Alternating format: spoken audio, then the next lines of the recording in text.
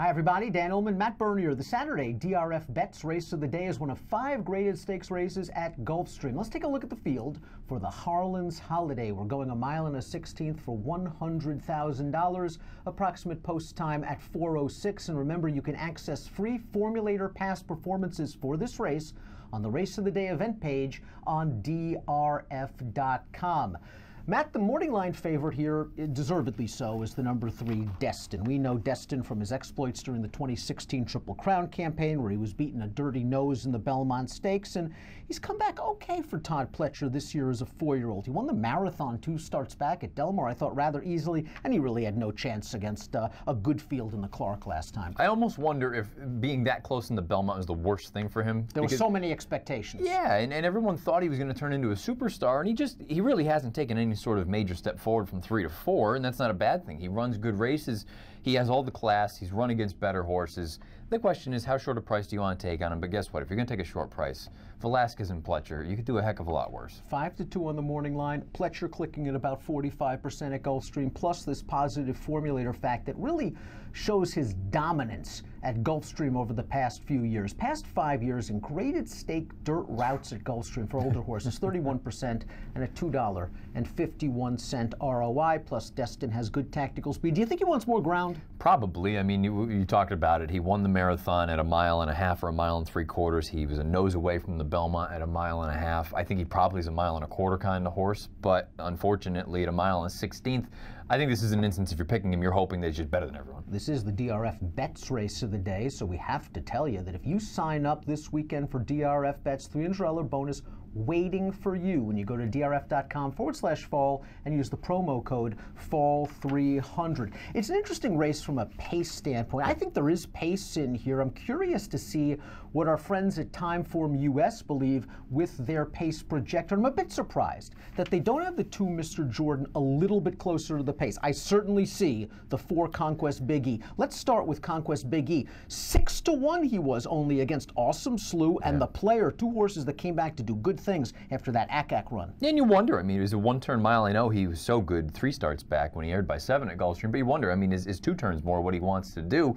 I just question a little bit, is he quite this good? And look, that's not saying a ton because I don't think this field is full of superstars, but I just wonder if he's just a notch below. Timeform US does have the 4 Conquest Big E out on the lead. Again, a bit surprised that the 2 Mr. Jordan is sitting in 4th because he has to be forward. Now, I made him an out-of-the-gate horse watch after he aired in the Millions Classic preview against weaker horses at his favorite track, Gulfstream West. But I made it with the caveat that I thought that they would just stick to state-bred restricted horses. They're trying to jump up one more time. Can he handle Gulfstream? Can he handle this class of horse? I don't think so. I mean, when he shows up in the entries, I kind of get a little bit excited. Now, the problem is I feel like people are excited to bet against. Yeah, exactly. But I think people are starting to look at it the other way and say, you know what, when he's at Gulfstream West, he's just a different animal. For some reason, he loves it there. And against Lesser, he can do some big, big things. I just kind of look at him and say, I don't think he's good enough to win in a race like this at what should be a shortish number. But again, it depends. If you're talking about 5 or 6-1 on a horse that just earned 100 buyer and a 126 Timeform rating, I'm not going to really sit there and tell you don't play him. Last time he was in against Conquest Big E, they basically dueled each other into defeat in the Grade 3 Philip Island. I'm wondering if Edgar Zayas just says go and make a decision, Conquest Big E. You don't want that to happen to you again. If they think they can win with Conquest Big E, maybe they take a seat. Why not? Take the initiative. Let them be the ones to have to make a decision. If you go on with it, let them kind of sweat for a minute and say, are we going to go after him? Because if we don't, we know he can make us pay. Is there a cooler horse in training than Paige McKenney? He's won 20 lifetime starts. He's banked $1.7 million. He's just as honest as the day is long. He might have the right running style for this race. And he was in against your son, the sharp, Discreet Lover, last time out. Yeah, and Discreet Lover came back to flatter that form a little bit, winning next out up at Penn National. I wonder if at this point in his career, maybe he's lost a little bit on the fastball. He'd been gone for a long, long time. He had an injury-induced layoff. And I wonder, too, I know his most recent wins have come going 2 turns. I kind of feel like if you get him back to shorter distances, maybe that 7-8 sort of situation, maybe this leads into a race like the General George in a few months.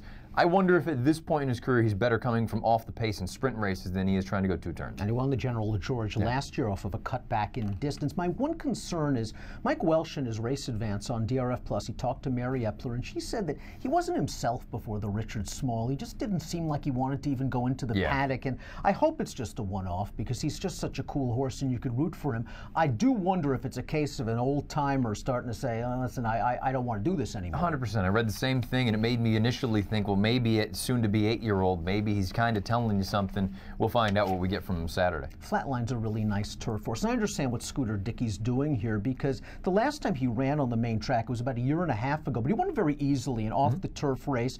I think they found his ceiling as a turf horse, a listed stakes, grade 3 type, and there are plenty of other races later this meet at Gulfstream to try the turf. I think this is a nice spot to try dirt, and I think he can get at least a minor award with the right trip. Perfect spot to find out. He's paced, though. He's going to need a little bit of something to run at, but it's the perfect opportunity to take a look and see, do we have a horse that can step a little bit on dirt, particularly down at Gulfstream? I'm a little bit dubious. I think he's better as a turf horse than he is a dirt horse, but again, this is the opportunity to take. Stanley Gold tried Richard the Great at this distance last time out. It was the first time in his career that he stretched out around 2 turns. He was walloped by Mr. Jordan. The pace projector has him close to the pace. I guess there's a situation where an aggressive rider in Paco Lopez says, let's use this horse's natural speed. I suppose. You know, you look at him from an overall body of work. I don't think he's good enough. Let's talk about some of the long shots in this race right now. We'll begin with Fremento, best known for finishing 3rd in the Fountain of Youth. As a 3-year-old, he is now 5. He is yet to break through his non-winners of 2 other than condition. Nick Zito takes shots. He's taking a shot. I can't envision a scenario where this horse runs well. And of course, there's Joshua's Comprise on the outside, and there's really not much to say at 3-4-79. Let's take a look at our top picks for the Grade 3 Harlan's Holiday. I want to talk a little bit about Fear the Cowboy. Now, when we're filming this, we don't know where Fear the Cowboy is going to go yet. He is also cross-entered in the Tenacious Stakes at Fairgrounds. He ran in the Tenacious last year. He ran 4th behind Honorable Duty. It wasn't his usual excellent on-the-board effort, but it was okay. Interesting that Jesus Rios is named at the Fairgrounds. That's his usual rider, but you get Javier Castellano here, and he loves Gulfstream Park. He won the skip away here last year. If he runs here, I think he might get the right trip, and last time out, he caught Discreet Lover, and it was tough to make up ground that day at Penn National. Yeah, especially when there wasn't a heck of a lot of pace signed on in there either, and he's trying to come from a little bit farther off of it. He put in a little bit of a bid, flattened out. I want him to run here because I think he's got a big chance in this spot. Now, I haven't looked at the field at the Fairgrounds, but I just kind of... He's favored in there. Okay, so I mean, maybe you look at it and say you're going to be a shorter price, a more likely winner for a comparable purse. At the same time, I look at this and say, he's 5 for 5 in the money at Gulfstream. This is a grade 3. You have an opportunity, especially against a field that maybe is a little bit suspect. If he runs here, I think he's got a big chance to pick him 2nd. What's the odds value range for you on Destin, your top pick, the 3? Because I agree, he's the class of the race and he's the horse to beat. I wouldn't. This is going to be one of those things that sounds stupid. He's 5-2 on the line. I think he's going to be shorter than that.